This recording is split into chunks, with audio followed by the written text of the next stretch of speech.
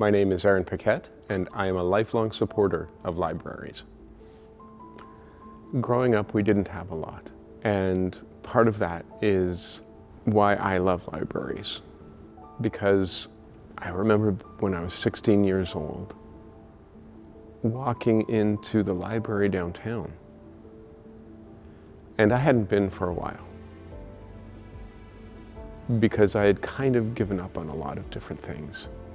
And the reason is because I suppose I felt like the world had given up on me. And the world was describing a future for me that I didn't like. Being Indigenous in those times was something that was often seen as shameful in the eyes of society, and that I would not belong. I had given up on dreaming. And it was a rough few years for me. From 16 to 19 were the most difficult years of my life. And I did not see a future. I did not see a way that I was going to wake up every day. And in fact, I thought the easiest thing for me would be to sleep forever.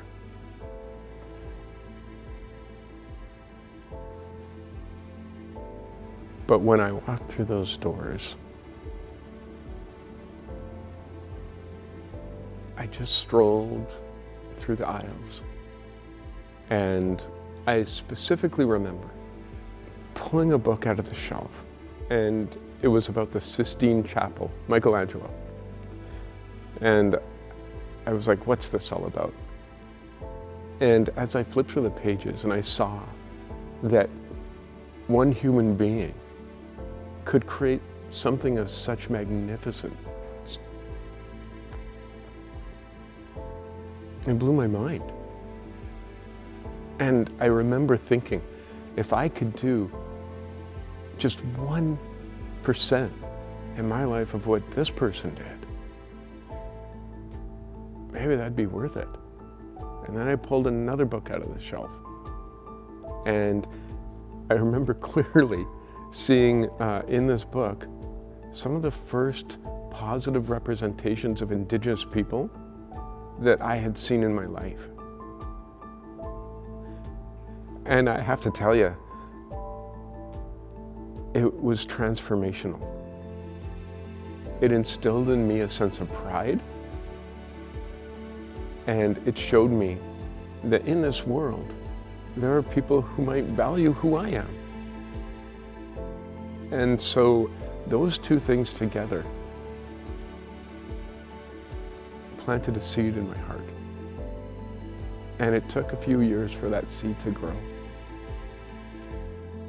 But it did. And I can honestly say it wasn't nurtured by me. It was nurtured by the simple interactions I would have with library staff who would ask, oh, what are you reading? What are you interested in?